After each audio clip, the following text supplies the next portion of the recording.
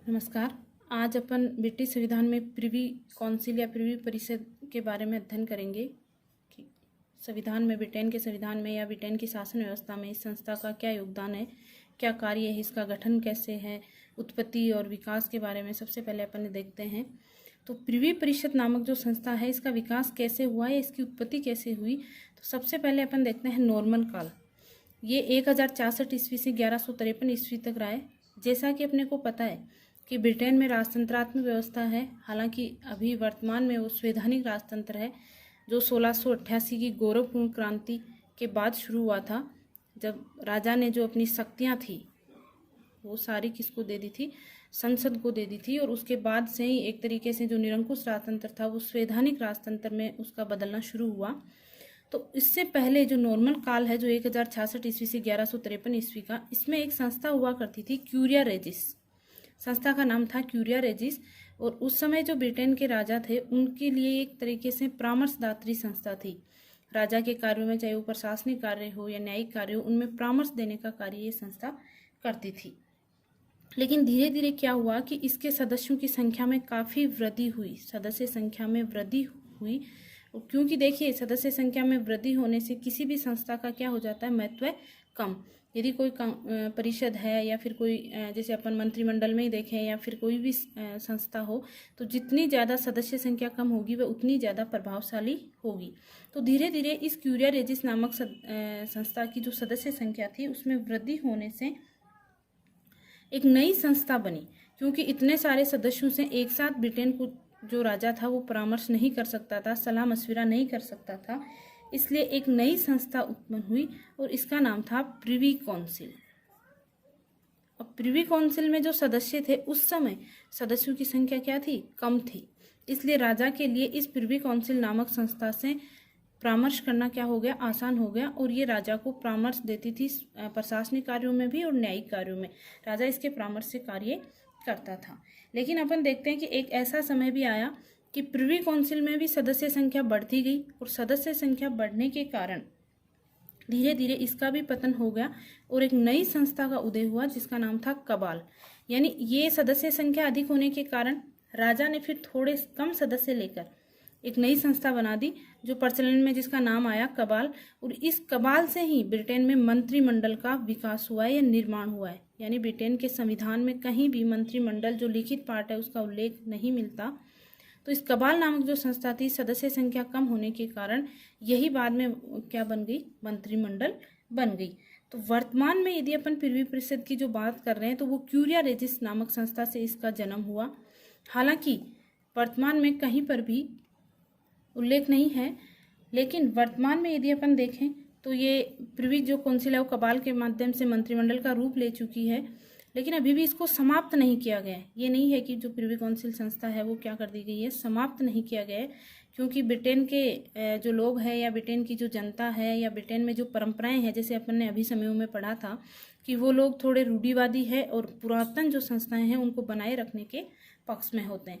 तो अभी भी प्रिवी काउंसिल नामक जो संस्था है, हालांकि इसका कोई कार्य अभी ज़्यादा नहीं है। मंत्रिमंडल जो है वो ही प्रशासनिक कार्य करती है, शासन के कार्यों में संचालन करती है। प्रधानमंत्री को परामर्श देना हो वो मंत्रिमंडल करती है, प्रिवी काउंसिल का कार्य नहीं है, लेकिन ये अभी भी अस्तित्व में है। तो सबसे पहले अपन ने देखा इसका उत्पत्ति और विकास। अब इसकी देखते हैं अपन रचना, इसकी सदस्य संख्या कितनी है, कितनी हो सकती है, कौन कौन लोग हैं जो इसके सदस्य हो सकते हैं। रचना में अपन देखते हैं सबसे पहले इसकी वर्तमान में जो सदस्य संख्या है वो है 330 के बराबर है। लगभग कितने हैं, 330। अब इन 330 सदस्यों की नियुक्ति राजा द्वारा की जाती है और राजा करता है, लेकिन प्रधानमंत्री के परामर्श से। ब्रिटेन का जो प्रधानमंत्री होता है उसके प्रधानमंत्री के परामर्श से राजा द्वारा की जाती है। इसके जो सदस्य हैं, प्रिवी काउंसिल के जो सदस्य हैं वो महामान्य कहलाते हैं। क्या कहलाते हैं, महामान्य कहलाते हैं।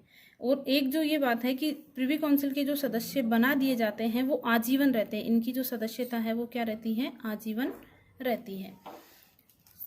अब कौन कौन लोग हैं जो इसके सदस्य हो सकते हैं, तो जितने भी वहाँ पर बिशप है, चाहे वो कैंटरबरी के बिशप है, आर्क के बिशप है, जितने भी बिशप है वो रह सकते हैं। पियर, वो भी प्रसिद्ध पियर। ये पियर कौन है, ब्रिटेन की जो संसद है उसके जो दो सदन है, कॉमन सभा और लॉर्ड सभा, जो लॉर्ड सभा के सदस्य होते हैं वो क्या कहलाते हैं? पीयर। तो जो प्रसिद्ध पीयर है वो भी इसके प्रिवी काउंसिल के सदस्य होते हैं। इसके अलावा ब्रिटिश मंत्रिमंडल के जितने भी वर्तमान या भूतपूर्व जो भी सदस्य रहे हैं वो इसके सदस्य होते हैं। और उस श्रेणी के प्रशासक अपन देख सकते हैं, वहाँ का जो प्रधानमंत्री है वो इसका सदस्य होता है। ऐसे करके जो टोटल सदस्य संख्या वर्तमान में क्या है? 330 है और ये सदस्य आजीवन इसके बने रहते हैं। अब इसकी अपन देखते हैं कार्य प्रणाली क्या है। कार्य प्रणाली ये कैसे कार्य करती है? तो कार्य प्रणाली में देखिए, इसकी जो बैठकें हैं वो राजमहल में होती है। कहाँ पर होती है? राजमहल में। राजमहल यानी जहाँ राजा का निवास है। पहले देखिए राजा ही प्रिवी काउंसिल की जो बैठकें हैं वो आयोजित करता था या बुलाता था, लेकिन वर्तमान में क्योंकि इसका राजा खुद स्वयं एक नाममात्र संस्था है, इसलिए वर्तमान में मंत्रिमंडल का जो क्लर्क होता है, जिसको अपन कह सकते हैं, उसके द्वारा इसकी बैठकों को बुलाया जाता है। और इसकी जो अध्यक्षता है वो करता है लॉर्ड प्रेसिडेंट।